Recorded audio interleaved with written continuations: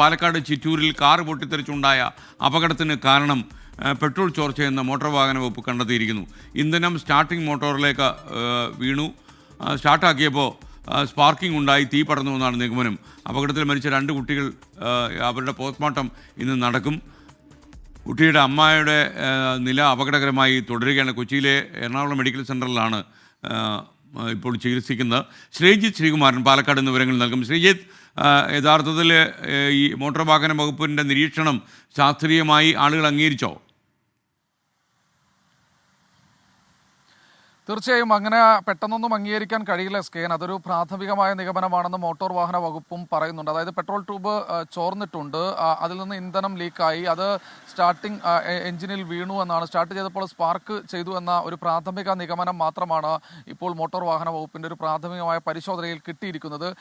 അതിൽ കൂടുതൽ പരിശോധനകൾ വേണമെന്ന് പറയുന്നു. എഞ്ചിനടക്കം പൂർണ്ണമായി എല്ലാം കത്തി നശിച്ച നിലയിലാണ്. അത് ആ പ്രദേശത്തെ ഈ വൃക്ഷങ്ങളടക്കം അതിലേക്കടക്കം തീ പിടിച്ച അവസ്ഥയായിരുന്നു ഉണ്ടായിരുന്നത്. നമ്മളവിടെ ചെന്ന് കാണുമ്പോൾ വല്ലാത്തൊരു ഭീകരമായ അവസ്ഥയായിരുന്നു ഉണ്ടായിരുന്നത്. എന്തായാലും ഈ ഒരു ഘട്ടത്തിൽ ഈ വാഹനത്തിന്, അതായത് ഈ 800 കാറാണ്, മാരുതി 800 കാറാണ്, ഈ വാഹനത്തിന് മറ്റെന്തെങ്കിലും തകരാറുകളുണ്ടോ എന്നും പരിശോധിക്കുന്നുണ്ട്. ഇതിനിടെ തന്നെ മന്ത്രി കെ കൃഷ്ണൻകുട്ടി KB ഗണേഷ് കുമാർ ഗതാഗത മന്ത്രിയുമായി ബന്ധപ്പെടാൻ ശ്രമിക്കുന്നുണ്ട്. ഈ വിഷയത്തിൽ ഒരു പ്രത്യേക അന്വേഷണ സംഘം വേണം. എന്താണ് ഇത്തരത്തിൽ കാർ കത്താൻ കാരണമെന്നതിനെക്കുറിച്ച് ഒരു അന്വേഷണം വേണമെന്നാണ് പറയുന്നത്. ഇതിൽ നിരവധിയായി ഇത്തരം സംഭവങ്ങൾ നടക്കുന്നുണ്ട്.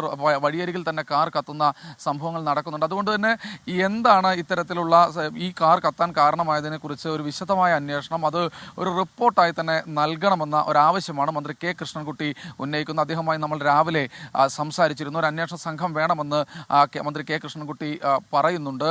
എന്തായാലും അദ്ദേഹം ഇന്ന് രാവിലെ തന്നെ മന്ത്രി KB ഗണേഷ് കുമാറുമായി സംസാരിക്കുമെന്നാണ് അറിയുന്നത്. ഈ കുട്ടികളുടെ മരിച്ച 2 കുട്ടികളുടെയും സംസ്കാരം, എമിലിൻ്റെയും അതുപോലെ തന്നെ മറ്റേ മുതിർന്ന കുട്ടിയുടെയും സംസ്കാരം ഇന്നാണ്, പോസ്റ്റ്മോർട്ടം നടപടിക്രമങ്ങൾ ഇന്നാണ് നടക്കുക. രാവിലെ 9 മണിക്ക് പാലക്കാട് ജില്ലാ ആശുപത്രിയിൽ പോസ്റ്റ്മോർട്ടം നടപടിക്രമങ്ങൾ തുടങ്ങും. അതിനുശേഷം 10 മണിയോടുകൂടി പോസ്റ്റ്മോർട്ടം നടപടിക്രമങ്ങൾ പൂർത്തിയാക്കി മൃതദേഹം പാലന ആശുപത്രിയിലെ മോർച്ചറിയിൽ സൂക്ഷിക്കാനാണ് തീരുമാനിച്ചിട്ടുള്ളത്. സംസ്കാരം പിന്നീട് നടത്തും. അത് അക്കാര്യത്തെക്കുറിച്ചൊരു തീരുമാനം ഇപ്പോൾ ഉണ്ടായിട്ടില്ല എന്നാണ് ബന്ധുക്കൾ അറിയിച്ചിട്ടുള്ളത്. SKN. Okay, thank you Sreejith Sreekumaran.